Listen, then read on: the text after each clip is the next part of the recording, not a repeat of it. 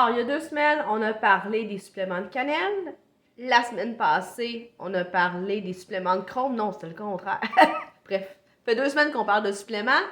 Aujourd'hui, jamais 203, on parle de est-ce que de prendre du vinaigre de cidre de pomme est pertinent pour mieux gérer le taux de sucre chez la personne vivant avec le diabète de type 2.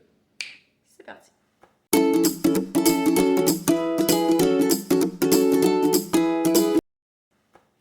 Mon nom, c'est Véronique Plante, je suis nutritionniste diététiste professionnelle spécialisée en prévention et en traitement du diabète de type 2.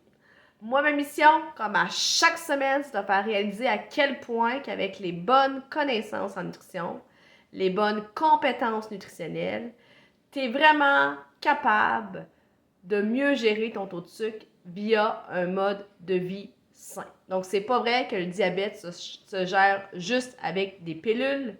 L'alimentation, l'activité physique, la gestion du stress, une bonne qualité de sommeil restera toujours la base du diabète de type 2, peu importe le nombre d'années que tu vis avec cette maladie-là. Donc aujourd'hui, vinaigre de cidre de pomme, est-ce que c'est pertinent ou pas d'en prendre pour mieux gérer notre taux de sucre? Donc comme je l'ai fait pour le chrome, comme je l'ai fait pour la cannelle, j'ai fait des recherches scientifiques pour savoir un petit peu qu'est-ce que la science nous disait à ce niveau-là.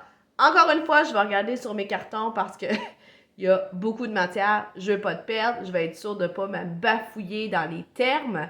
Donc, on commence avec une méta-analyse, toujours en 2021, où il y avait 9 études, ça représentait environ 800 personnes. Et ce que ça nous a démontré, c'est que chez les personnes qui prenaient du vinaigre de cidre de pomme, environ 1 cuillerée à soupe par jour pendant au moins 8 semaines, ce qu'on observait, c'était une diminution du cholestérol total et une diminution des triglycérides, qui est une forme de gras dans le sang, surtout chez les personnes diabétiques de type 2 ou les personnes obèses sans diabète. Donc, on voit que ça améliore, avec ces études-là, on voit que ça améliore, oui, la santé, mais pas la santé de la gestion du sucre proprement dit, mais plus la gestion du taux de gras, qui est quand même une bonne nouvelle, parce que je vous rappelle qu'une personne diabétique de type 2, son risque numéro 1 à la santé, c'est les maladies du cœur et les maladies des vaisseaux. Fait que c'est quand même une pas pire nouvelle. Pour ça, j'ai poussé ma réflexion un petit peu plus loin et j'ai continué à fouiller dans la recherche scientifique. Et là, j'ai trouvé une autre méta-analyse, celle-ci publiée en 2023. Donc ça, c'est vraiment très, très, très récent. Ça recoupait 25 études cliniques, donc ça totalisait au-dessus de 1500 personnes.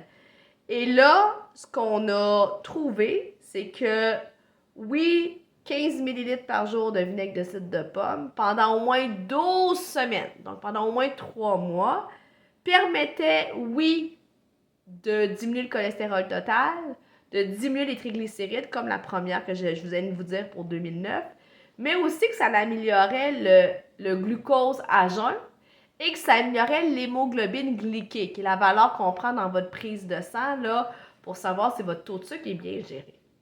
Donc, on voit qu'il y a au-dessus d'une trentaine d'études qui ont été faites sur le sujet, qui totalisent environ 2000 patients. Clairement, il y a une tangente qui nous dit que ça pourrait être bénéfique, beaucoup plus pour la santé cardiovasculaire que la santé diabétique. Il reste encore des zones grises. Puis on comprend pas pourquoi ça améliore le bilan de gras dans le sang. On n'en a aucune idée. On a des hypothèses, mais on n'est pas sûr. Bref, il y a un fouillis encore. Donc, ceci étant dit, est-ce que c'est une bonne idée de prendre du vinaigre de cidre de pomme? Je pense qu'il n'y a pas de danger à en prendre, en tout cas. C'est pas un supplément, on achète ça à l'épicerie, on peut mettre ça dans une belle vinaigrette pour venir aromatiser un sauté asiatique. Donc, comme on dit souvent, il n'y a pas un aliment lui seul en nutrition qui fait gérer le taux de sucre, mais je pense que c'est le vrai aussi dans les différents épices ou aromates comme le vinaigre de cidre de pomme ou la cannelle qu'on a vu la semaine passée. Donc, pourquoi pas l'ajouter à vos produits?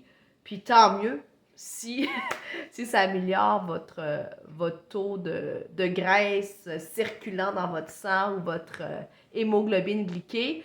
Donc, ceci étant dit, j'espère que ça vous pisse, ça vous outille, ça vous éclaircit un petit peu votre chemin pour mieux gérer votre maladie. Comme à l'habitude, aimez, commentez, partagez si vous pensez que ça pourrait aider des gens dans votre entourage. Et bien évidemment, si ce n'est pas déjà fait, on s'abonne à ma chaîne YouTube, la petite cloche en haut, pour un rendez-vous mardi prochain. Donc, au plaisir tout le monde. Bye!